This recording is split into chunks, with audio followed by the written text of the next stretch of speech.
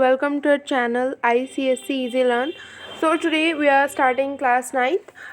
These are notes for geography and it's chapter number 13, that is insolation. ठीक है, so जल्दी से chapter complete करते हैं. These are the notes. और अगर वीडियो ब्लर आ रही हो ना, कई बार प्रॉब्लम होती है, तो you can go in the description box और वहाँ पे मैंने नोट्स की PDF का लिंक भेज दिया है. ठीक है, उसके ऊपर क्लिक करोगे तो आपको ये पूरी PDF मिल जाएगी, ये नोट्स मिल जाएंगे. Okay, so let's start without wasting any time. So solar radiation. यार सिंपली ध्यान दो एक बार, ये हमारा सन है, ये हमारा अर्थ है. ठीक है, सन से क्या आ रही है, हर डायरेक्शन में क्या हो रही है, हीट और लाइट वो कर रहा है. ठीक है, हीट और लाइट. तो जो ये हीट और लाइट भेज रहा है हर डायरेक्शन में, इसे हम कहते हैं solar radiation simply. Okay, so ये स्टेटमेंट के अंदर है कि the heat and light radiated by the sun continuously in all the directions is known as the solar radiation. ठीक है, अब एक क्वेश्चन पूछा जाता है कि why flow of energy from sun to earth and then into space is a complex process. ठीक है, आपको तो ये भी नहीं पता क्यों होता है. सी, हमारा जो यहाँ पे सन है और यहाँ पे अर्थ है, अर्थ सन से अर्थ पे हीट और एनर्जी आती है और फिर अर्थ से वापस कहाँ, हमारे स्पेस के अंदर जाती है. ठीक है, is that clear to you? अब यार तुम बताओ, क्या तुम्हारे दिमाग में आ रहा होगा कि ये सन जो है ये डायरेक्टली स्पेस, क्योंकि सन तो स्पेस के अंदर है, ये डायरेक्टली इसको हीट क्यों नहीं देता, ये हमारे अर्थ पे आके वापस क्यों जाती है? तो यार इसका एक रीज़न है. देखो, जब हमारा see this is our sun, this is our earth, तो जो देखो यार, जो हमारे सन की रेज होती है ना, वो शॉर्ट होती है, short wave rays. As you can see, बिल्कुल छोटी छोटी होती है, जिनको जो हमारा स्पेस है वो एब्जॉर्ब नहीं कर पाता. ठीक है, इसलिए क्या होता है, जो पहले सन की रेज होती है वो अर्थ पे आती है.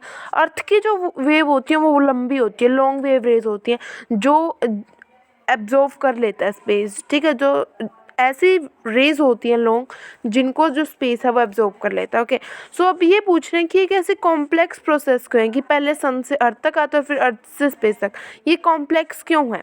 सो बिकॉज दिस, क्योंकि इस प्रोसेस के अंदर बहुत ज़्यादा प्रोसेसेस और भी इन्वॉल्व है, जैसे कि energy transmission, energy, heat energy, light energy transmit हो रही है एक जगह से दूसरी जगह, जैसे सन से अर्थ और फिर अर्थ से स्पेस. ठीक है, तो टाइम लगता है. फिर स्टोरेज भी हो रही है, जैसे कि हाँ सन से अर्थ में आ रही, तो अर्थ स्टोर करेगा और फिर स्टोर करके फिर ट्रांसपोर्ट भी करेगा. ठीक है, तो ट्रांसपोर्टेशन तो होगा रेडिएशन के फॉर्म में, और जो हमारे स्टोरेज होगी वो एटमॉस्फेयर, हाइड्रोस्फेयर और लिथोस्फेयर करेंगे. ठीक है, तो यार जो प्राइमरी सोर्स है हीट और लाइट का अर्थ के ऊपर, प्राइमरी मीन सबसे पहला सोर्स है, वो हमारी सोलर रेडिएशन है.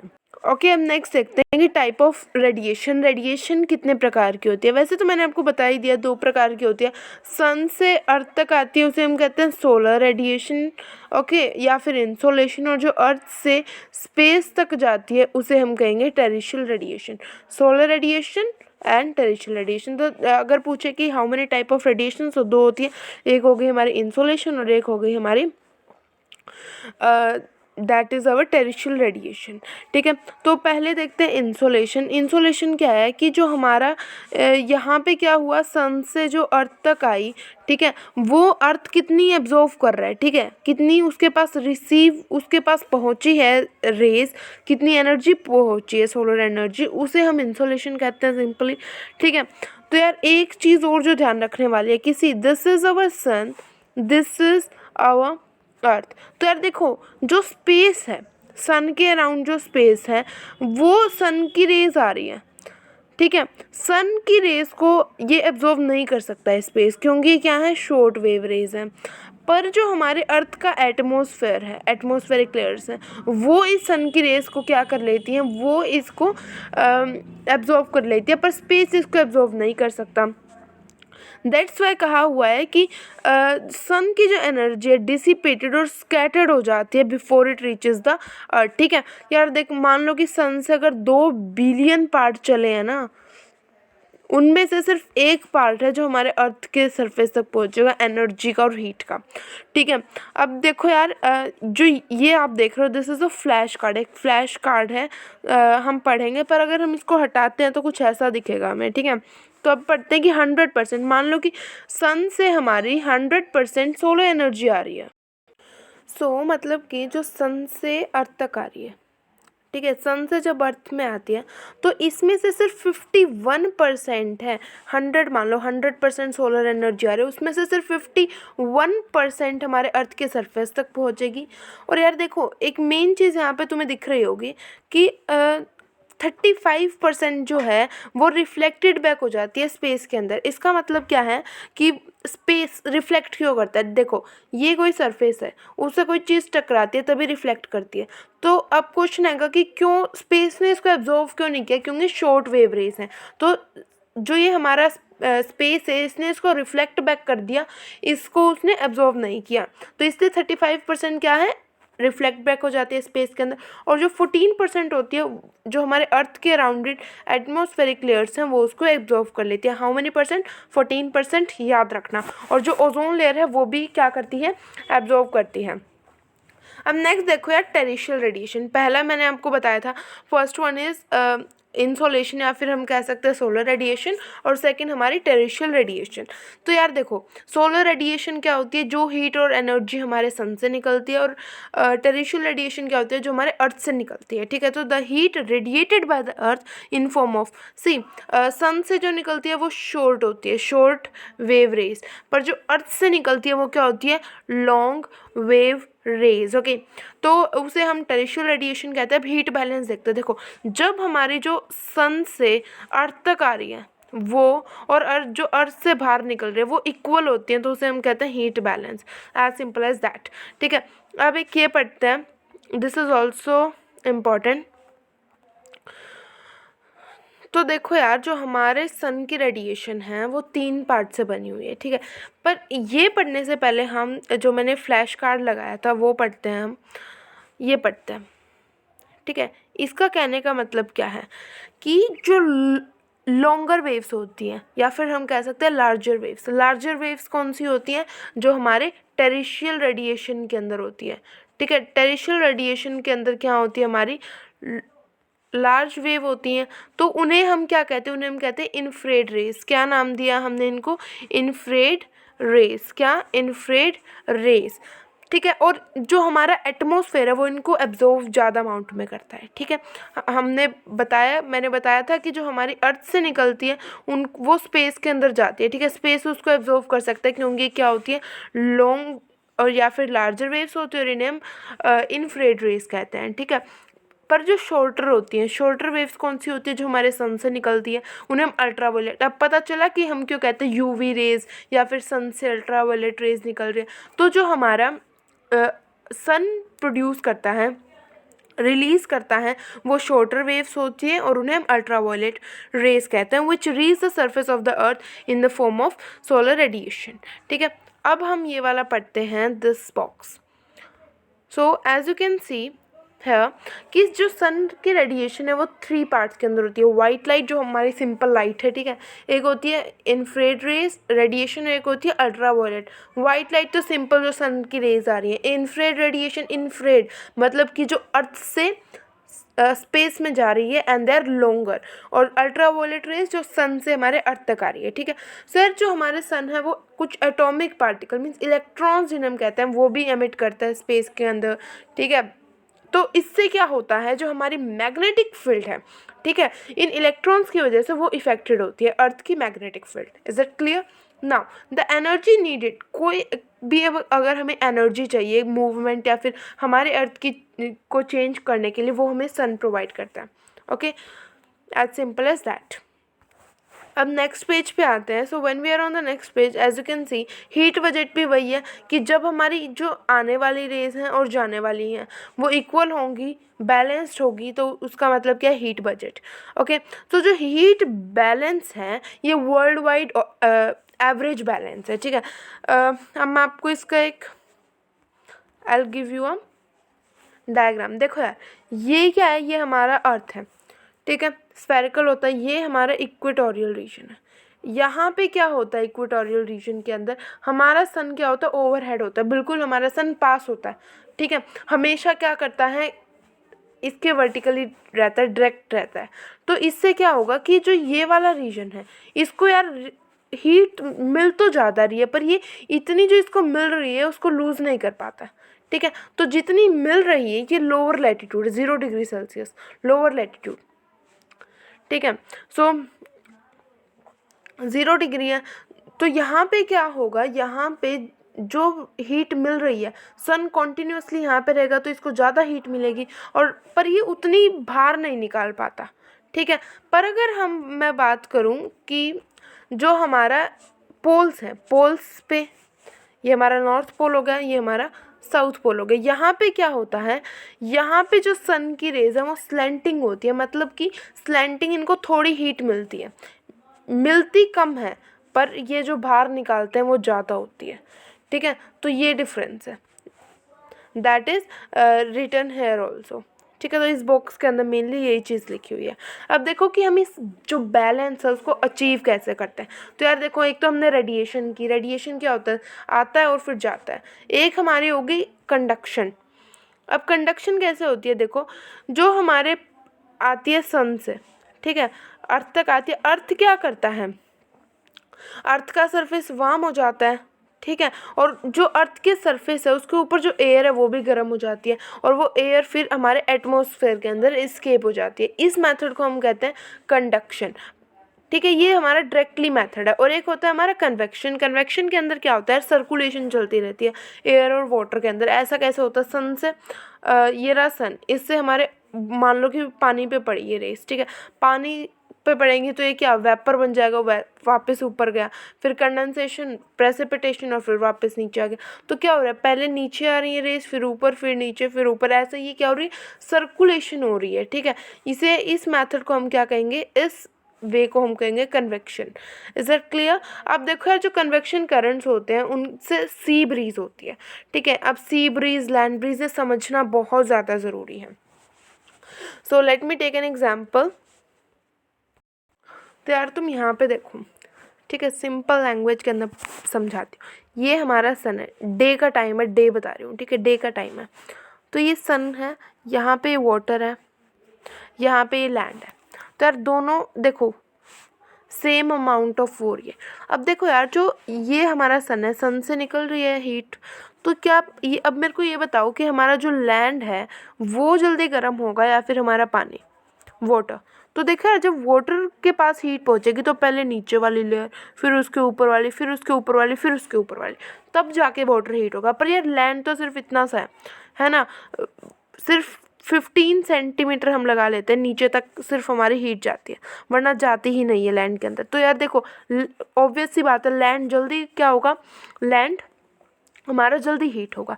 और अगर ज़्यादा हीट होगा, जल्दी हीट होगा, तो यहाँ पे क्या हो जाएगा, हाई टेम्परेचर। क्या हो जाएगा, हाई टेम्परेचर। और अगर यहाँ पे कम होगा तो यहाँ पे हो जाएगा low temperature. Is that clear, इतना तो समझ में आ गया। अब यार देखो, प्रेशर क्या होता है ना, अपोजिट होता है टेम्परेचर के। अगर यहाँ पे हाई टेम्परेचर है तो प्रेशर क्या होगा, लो प्रेशर होगा, और अगर यहाँ पे लो टेम्परेचर है तो यहाँ पे हाई प्रेशर होगा। ओके, तो हमेशा याद रखना कि जो हवा चलती है, विंड्स चलती है, वो high pressure to low pressure चलती है। तो विंड्स कहाँ से, high pressure to low pressure. तो मेरे कहने का मतलब है कि जो हमारी विंड्स हैं वो कहाँ से, दिन के टाइम वो वाटर से लैंड तक जाएंगे, ठीक है, वाटर से लैंड तक, ठीक है। और let me show it to you. So as you can see, हमारे ड्यूरिंग डे क्या, जो हमारी विंड ब्लो करती है वो करती है वाटर टू लैंड, और अगर वाटर से चल रही है तो हम उसे क्या नेम दे देते हैं, सी ब्रीज, ठीक है। पर यार एक और दोबारा से लेते हैं, this is our water and this is our land. अब यार सन नहीं है, ये दोनों गर्म है, ठीक है। अब हमारी नाइट चल रही है, नाइट चल रही है, रात के टाइम पे क्या होगा, अब मेरे को ये बताओ कौन जल्दी हीट रिलीज करेगा। पानी जितनी देर वो गर्म होने में लगाता है उतनी देर वो ठंडा होने में लगाएगा, ठीक है। तो ये बिल्कुल आराम आराम से ठंडा होगा, जिससे कि यहाँ का टेम्परेचर हाई होगा, ठीक है। पर जो यहाँ लैंड है वो जल्दी से, थोड़ा सा एरिया है तो जल्दी से क्या कर देगा, अपनी हीट वो रिलीज़ कर देगा, और यहाँ पे लो टेम्परेचर हो जाएगा। और अगर high temperature means low pressure, और अगर low temperature means high pressure. तो अब मुझे बताओ कि हीट कहाँ से कहाँ मूव करेगी, सॉरी विंड कहाँ से कहाँ मूव करेंगी। Wind always blow from high pressure to low pressure, तो विंड ब्लो करेगी लैंड टू वाटर। और यही लिखा हुआ है कि during night wind moves from land to water, that is our land breeze. ठीक है, I think clear to you. अब देखो यार कि जो हमारे एटमॉस्फेयर है, देखो जब हमारे सन से अर्थ पे आ रहा होता है और अर्थ से हमारे स्पेस के अंदर जा रहा होता है, ठीक है, तो जब ये हमारी एटमॉस्फेरिक लेयर्स है, ठीक है, तो जब सन से हमारी आ रही होती है तो जो रेज होती हैं 14% जो हमारी हीट एनर्जी होती है, लाइट एनर्जी होती है, वो एटमॉस्फेरिक लेयर्स क्या कर लेती हैं, अपने अंदर एब्जॉर्व कर लेते हैं. पर जब अर्थ से बाहर स्पेस तक जाते हैं तब ये एटमॉस्फेरिक लेयर्स 34% या फिर 34 यूनिट्स जो हैं वो एब्जॉर्व करते हैं. तो ऐसा क्यों होता है, यहाँ पे थोड़ा 14% ही क्यों और यहाँ पे 34% ही क्यों? मैं आपको रीज़न पहले ही बता चुकी हूँ, क्योंकि जो ये सन की रेज होती हैं शॉर्ट वेव रेज होती है जो ज़्यादा एब्जॉर्व नहीं होती हैं, और जो हमारी अर्थ से निकलती हैं वो लॉन्ग वेव रेज होती हैं जो हमारा एटमॉस्फेयर है वो इनको ज़्यादा एब्जॉर्व कर लेता है. Okay, now next. So thus the atmosphere is heated more by, इसलिए जो हमारा एटमॉस्फेयर है वो ज़्यादा हीट टेरेस्ट्रियल रेडिएशन की वजह से होता है given out by the earth then by the incoming insolation from the sun. The atmosphere acts like a blanket. So यार देखो हमने ये क्यों कहा कि एटमॉस्फेयर ब्लैंकेट की तरह, क्योंकि ज़्यादा जो हीट है वो एब्जॉर्व नहीं करता है, ठीक है, हमारे जो अर्थ पे आ रही है. ओके, नाउ एट नाइट पे क्या होता है, atmosphere act like a green house and keep the earth surface warm. तो जो हमारा जब रात का टाइम होता है हमारा एटमॉस्फेयर एक ग्रीन हाउस की तरह काम करता है. ग्रीन हाउस का मतलब क्या है कि जो हमारा एटमॉस्फेयर है, ठीक है, वो हमारे अर्थ की जो हीट है उसको बाहर नहीं निकलने देता, ठीक है, जिससे कि हमारा जो अर्थ है वो वार्म रहता है. By preventing the terrestrial radiation from escaping, वो क्या करता है, हमारा जो एटमॉस्फेयर है वो जो टेरेस्ट्रियल रेडिएशन होती है, ठीक है, वो हम कह सकते हैं प्रिवेंट कर लेता है, टेरेस्ट्रियल रेडिएशन को बाहर जाने नहीं देता अर्थ से, जिससे कि हमारा जो पूरा अर्थ है वो वार्म रहता है नाइट के टाइम पे. और ड्यूरिंग द डे एटमॉस्फेयर क्या करता है, 14% इंसोलेशन को एब्जॉर्व कर लेता है, जिससे कि हमारा टेम्परेचर रेगुलेट होता है. सो thus the atmosphere prevent extremes of temperatures. The earth will become very hot during the day. देखो अगर दिन में सन की रेज आ रही है तो हमारा जो अर्थ है वो क्या बिल्कुल गर्म हो जाता है, पर हमारा जो एटमॉस्फेयर फिर वो कुछ हीट उसकी एब्जॉर्व कर लेता है, जिससे कि हमारे अर्थ तक बहुत कम हीट पहुंच पाती है, जिससे कि हमारा टेम्परेचर थोड़ा ठीक रहता है. और रात को क्या होता है, अगर सन चला गया तो रात को बहुत ठंड होनी चाहिए, पर जो हमारा एटमॉस्फेयर है उस टाइम पे क्या करता है, जो हमारी रेडिएशन होती है उसको बाहर जाने से रोक लेता है, ठीक है. तो जो हमारा एटमॉस्फेयर है वो हमारे लिए बहुत अच्छा काम कर रहा है. ओके, अब यार ये जो है these are the flash cards. तो अब ये और पढ़ते हैं हम ध्यान से. Heating of the atmosphere. तो यार जो हमारा एटमॉस्फेयर है, our atmosphere is not directly heating from the sun above. हमारा एटमॉस्फेयर डायरेक्टली सन से हीट नहीं हो रहा है, बाय टेरेस्ट्रियल रेडिएशन हो रहा है, ठीक है, जो हमारी अर्थ देती है. 3 वेज है, कन्वेक्शन, कंडक्शन, रेडिएशन. कन्वेक्शन हमने पढ़ी जब सर्कुलेशन होती है तब हीट रिलीज होती है. कंडक्शन डायरेक्टली, और रेडिएशन हमने पढ़ाई कि सन से हमारे अर्थ तक आ रही है और अर्थ से हमारे सीधा स्पेस तक जा रही है. नेक्स्ट हमारा जो फ्लैश कार्ड है that is what is the differential heating of land and water. मैं आपको बता चुकी हूँ कि land and water surface have different properties in absorption and radiation of heat. Land surface is rapidly and intensely heated under the sun's rays, whereas water surface gets moderately heated. On the other hand, the land surface cools off more rapidly. तो ये वही चीज़ें जो मैंने आपको समझा रखी हैं. Okay, now next page.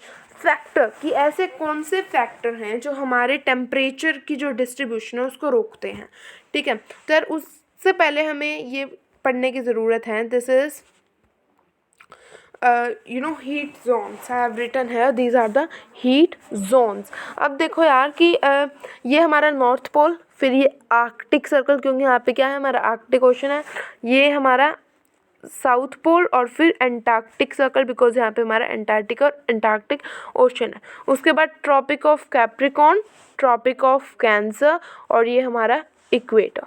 तो यार ये वाला area this is our torrid zone, मतलब कि यहाँ पे बहुत ज़्यादा हीट होती है क्योंकि सन यहाँ पे बिल्कुल रहता है, ठीक है. और उसके बाद जब हम देखेंगे this one, this one and this one is our temperate zone, ठीक है। और उसके बाद ये बिल्कुल फ्रिजिड जोन्स हैं, ओके। तो ये हमारी हीट जोन्स हैं। अब देखते हैं हम नेक्स्ट डिस्ट्रीब्यूशन। यार मेन चीज़ है हमारी लैटिट्यूड, ठीक है। लैटिट्यूड कैसे, ये सारी यहाँ पे लिखा क्या हुआ है, ठीक है, इतना बड़ा मैंने लिख रखा है। इसमें सिर्फ ये समझाया हुआ है कि मैंने जो आपको समझाया था that it is let me draw, कि देखो ये हमारा क्या है, अर्थ है, ये इक्वेटर है। इक्वेटर है तो यहाँ पे क्या होता है, सन यहीं पे रहता है तो इसको ज़्यादा हीट मिलती है, ठीक है। तो इससे क्या होता है, यहाँ पे टेम्परेचर ज़्यादा होता है, पर यहाँ पे पोल्स पे क्या होती हैं, स्लैंटिंग रेज होती हैं, तो यहाँ पे टेम्परेचर कम होता है, okay. As you can see temperature depend on the latitude of a place, temperature decrease, temperature देखो जैसे जैसे हमारी ये 0 डिग्री है, 0 डिग्री लैटिट्यूड है, और ये हमारी 90 डिग्री है।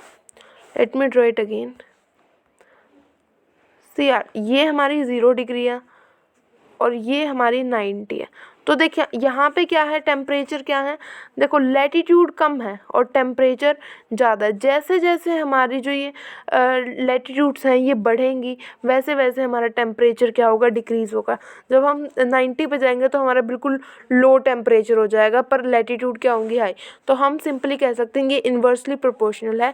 जैसे हमारा जो लैटिट्यूड्स हैं, जैसे हमारी जो लैटिट्यूड्स हैं वो इंक्रीज़ करती हैं, टेम्परेचर डिक्रीज़ करता है, और जब हमारी लैटिट्यूड डिक्रीज़ करती है टेम्परेचर इंक्रीज़ करता है। सिंपल मैनर में बता दिया। नेक्स्ट देखो कि sun's rays strike the earth at varying angles of incidence owing to spherical shape of the earth and its inclination on its axis. Places close to the equator have higher temperature and are warmer hotter than places away from the equator. This is because the sun's rays reach the earth after passing through the layers of the atmosphere. In the low latitudes, the sun's rays are direct and have to travel a lesser extent through the atmosphere. Hence, the heat of these rays is more intense. But in high latitude, the sun's rays are slanting and have to pass through a greater extent of atmosphere. तो यार ये सब कुछ ये बता रखा है। Now ठीक है, उसके बाद हम एल्टीट्यूड देखेंगे, पर इससे पहले ये वाला देखते हैं हम कि जो अमाउंट ऑफ इंसोलेशन है जो हमारे अर्थ सरफेस पे आती है इज़ नॉट यूनिफॉर्म, वो यूनिफॉर्म नहीं है, okay. It is minimum at poles. जो हमारी हीट रिसीव हो हमारे अर्थ पे, जो यहाँ पे जो हीट रिसीव हो रही है वो क्या है, मिनिमम है, क्योंकि स्लैंटिंग है। और जो यहाँ पे है वो मैक्सिमम है, क्योंकि यहाँ पे क्या है, ये बिल्कुल डायरेक्ट है, ओके। नाउ एल्टीट्यूड की बात करें अब हम। एल्टीट्यूड मीन्स हाइट सिंपली, ठीक है। एल्टीट्यूड हाइट सिनोनियम्स है। यार देखो सिंपली मैंने यहाँ पे भी लिखा भी हुआ है, एज यू कैन सी कि the height of a place above the mean sea level is known as altitude. ये डेफिनेशन है। जैसे जैसे हाइट बढ़ेगी वैसे वैसे टेम्परेचर डिक्रीज़ होगा, ठीक है। तो कुछ फैक्टर्स देखते हैं कि ऐसा होता क्यों है। सो यार जो हमारा एटमॉस्फेयर है, see this is a flash card, it is again a flash card, so हम यही पढ़ते हैं। सो इसके अंदर क्या लिखा हुआ है कि जो एटमॉस्फेयर है वो ज़्यादातर कंडक्शन से हीट होती है। Air is cooler at higher altitude than near the earth surface, so the places near the earth surface are warmer than the places higher up. जैसे जैसे height increase temperature decrease, height decrease temperature increase, ठीक है। और ऐसा क्यों होता है, हम फ्लैश कार्ड के पीछे देखें तो it is distance from the sea. उसके ऊपर अगर हम देखें तो sea air is cooler at higher altitudes. Air क्या होती है, ठंडी होती है ऊपर एल्टीट्यूड पे, then on the earth surface. Main reason क्या है for decrease of temperature with height is that the atmosphere it is heated from below.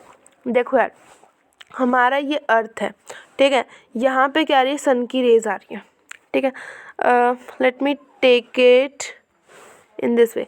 तो हमारे जो सन से रेज आ रही है वो ऐसे स्ट्राइक करती हैं, ठीक है। तो यहाँ पे क्या है, ज़्यादा हाई टेम्परेचर है। तो यार देखो जो हमारी एटमॉस्फेरिक लेयर या जो हमारा एटमॉस्फेयर हमारी सरफेस के पास है वो क्या होगा, वार्म होगा। पर जैसे जैसे दूर जाएंगे वो क्या कोल्ड होता रहेगा, ठीक है।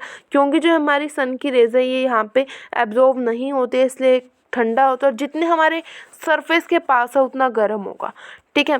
इसलिए कह रखा है that more by terrestrial radiation heated from below, क्योंकि नीचे से गर्म है। ऐसा क्यों है, सी यार ये हमारा दिस, तो हमारी टेरिशियल रेडिएशन जो यहाँ से गर्मी जाती है वो ऐसे जाती है, ठीक है। ये लेयर्स है, troposphere, stratosphere, mesosphere, ionosphere, thermosphere. तो यार जो ये नीचे वाली लेयर्स हैं ज़्यादा गर्म होंगी, ठीक है।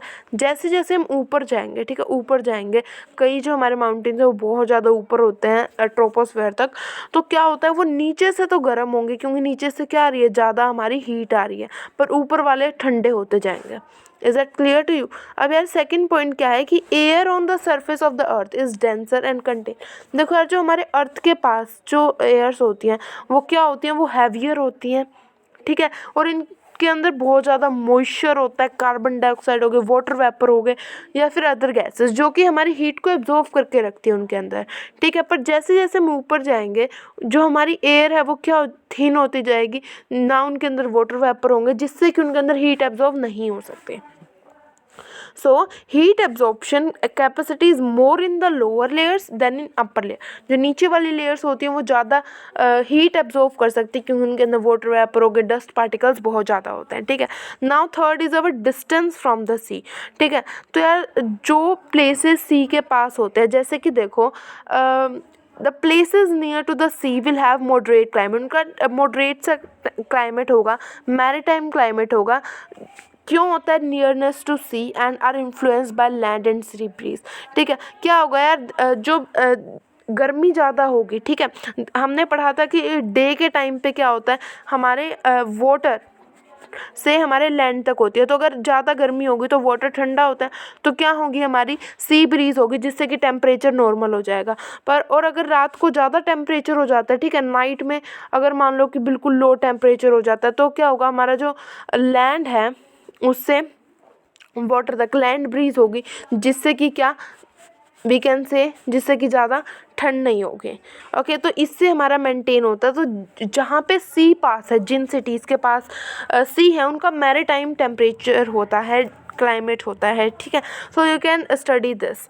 ओके, अब यार ये पढ़ते हैं what is return in this. Okay, so let's study. तो अब आप पूछोगे कि मैम जो हमारे नीचे जो सरफेस है वहाँ पे लेयर्स डेंस क्यों होती हैं, ठीक है। तो ये इसलिए होती है डेंसर एट सरफेस क्योंकि ग्रेविटी उन गैसेस को अपने पास रखती है। Is that clear to you? Next is that इससे पहले हम ये पढ़ते हैं कि for every 166 meters the temperature falls by 1 degree celsius, और इसे हम नॉर्मल एब्सोल्यूट कहते हैं। इसका मतलब क्या है, अगर आप 166 मीटर्स ऊपर जाओगे तो आपका 1 डिग्री सेल्सियस कम हो जाएगा, ठीक है। तो इसका मतलब क्या है, जैसे जैसे आप ऊपर हाइट पर जाओगे आपका टेम्परेचर कम होता जाएगा, ठंडा होता जाएगा, ठीक है। आप पढ़ते हैं ये वाला, इसके अंदर क्या है कि 1 डिग्री सेल्सियस, क्या कि 1 डिग्री सेल्सियस पर 166 मीटर, कि 166 मीटर ऊपर जाएंगे तो 1 डिग्री टेम्परेचर नीचे आएगा, या फिर हम कह सकते हैं कि 6, अगर हम 1000 मीटर ऊपर जाएंगे तो हमारा 6 डिग्री नीचे आएगा, और अगर हम 1 किलोमीटर ऊपर जाएंगे तब भी हमारा 6 डिग्री जो टेम्परेचर है वो कम हो जाएगा। Okay, so now next is our winds, ठीक है। हमारा फिफ्थ क्या है, विंड्स है, कि हवाएं चल रही हैं, ठीक है, वही है। Winds also modified the temperature, जो विंड्स है वो भी हमारे टेम्परेचर पे कुछ ना कुछ इफेक्ट डालती ही है, ठीक है। तो यार विंड्स दो तरह के होते हैं, ऑन शोर और ऑफ शोर। ऑन शोर क्या होती हैं, जो विंड सी से लैंड तक जाती हैं, उनके अंदर मॉइस्चर होता है, ठीक है, और वो रेनफॉल भी करती हैं। और जो लैंड से सी जाती हैं वो ऑफ शोर होती हैं। ओके, और ये मैं आपको बता ही चुकी हूँ कि wind always blow from high pressure to low pressure. So जो एक कोल्ड विंड होती है blowing from the interior of the continent during winter further reduces the temperature of the place along their path. Generally winds blowing from the lower latitude means equator warmer होती है, क्योंकि equator पे सन हमेशा रहता है तो वो गर्म होंगी, और गर्म फिर क्या, then those winds coming from higher latitude. जो पोल्स पे क्या होती है, ठंड होती है, तो पोल्स से जो विंड्स आती हैं वो क्या होती है, कूलर होती हैं। पर जो हमारे इक्वेटर से जाती हैं वो क्या होती हैं, वो वार्मर होती हैं, ठीक है। अब यार लास्ट है हमारा स्लोप ऑफ द लैंड, ठीक है। So slope of the land, the relief feature and slope of the temperature of the land help in modifying the temperature. देखो पहले तो presence of mountain acting as a barrier, ऐसा कैसे, हमारा हिमालय है, देखो हमारा हिमालय है, तो हिमालय क्या करता है कि जो भी हमारी मॉइस्चर वाली रेनफॉल आती है ना, वो टकरा के उससे वापस हमारे यहाँ पे आ जाती है बारिश, ठीक है, जिससे कि हमारे चाइना वगैरह में रेनफॉल नहीं होती, जिससे कि हमें हमारी कंट्री को फ़ायदा होता है। और सेकंड चीज़ क्या है कि मान लो हमारा हिमालय है, ठीक है, तो हिमालय से क्या होता है, जो यहाँ से क्या होती है, तो जो हमारे ये चाइना हो गया या फिर यहाँ पे आसपास के, यहाँ से बहुत ज़्यादा ठंड आती है, ठीक है, आपको पता है चाइना के अंदर कितनी ठंड होती है, तो जो ये हमारा हिमालय है ये क्या करता है, प्रिवेंट करता है, ठीक है। अगर हमारा हिमालय नहीं होता तो जो हमारे रीजन्स हैं लाइक जम्मू कश्मीर तो फिर भी अभी है, हिमाचल प्रदेश हो गया, पंजाब हो गया, हरियाणा हो गया, यूपी हो गया, ठीक है, राजस्थान तक क्या है, बर्फ़ हो जाती, ठीक है। तो ये भी क्या करता है, हमारे टेम्परेचर को कुछ ना कुछ इन्फ्लुएंस डालता है, मॉडिफाई करता है। सेकंड हमारा हो गया, ठीक है। नेक्स्ट देखते हैं इन्वर्जन ऑफ टेम्परेचर। ये कैसे होता है कि जो हमारा टेम्परेचर है वो इन्वर्स, हमने क्या पढ़ा था, हाइट इंक्रीज होती है, टेम्परेचर हमारा डिक्रीज होता है, पर यार अब ये उल्टा होगा, ठीक है। ऐसे कैसे होता है, देखो कि टेम्परेचर में भी लोअर इन द वैली, मान लो कि ये हमारा माउंटेन है और ये हमारी वैली है, ठीक है, ये तो कम हमारी हाइट पे है, ये ज़्यादा हाइट पे, तो आप कहोगे मैम अगर यहाँ पे ज़्यादा हाइट है तो यहाँ पे जो टेम्परेचर है वो कम होगा और यहाँ पे टेम्परेचर है वो ज़्यादा होगा, ठीक है, पर ऐसा नहीं होता है। कई बार जो ये वैली है इसके अंदर टेम्परेचर क्या होता है, कम होता है और माउंटेन यहाँ पे ज़्यादा होता है। ऐसा क्यों होता है, let's see. So temperature may be lower in the valley than higher up the slopes. It happens on calm, जब यार देखो ठंडी नाइट्स होती है, काल्म होती है, और जब हमारा स्काई बिल्कुल साफ़ होता है, ठीक है, और एयर ड्राई होती है, तब क्या होता है, due to this condition the heat from the earth surface specially rapid earth surface escapes rapidly back into space making the upper slopes warmer, ठीक है। क्या होता है, सी हमारी जो ये रेज हैं, ठीक है, हमारे अर्थ पे जो रेज हैं वो क्या करती हैं, स्काई क्लियर होता है तो जल्दी जल्दी से वो क्या अपना जो टेम्परेचर है कि हमारी रेडिएशन होती है और वो बाहर निकाल देती है, जिससे क्या होता है, ऊपर का जो सरफेस है उसका वो क्या होता है, वार्म हो जाता है, क्योंकि हमारी जो हीट रेडिएशन है वो ऊपर जाती है और ये वाला रीजन कोल्ड हो जाता है।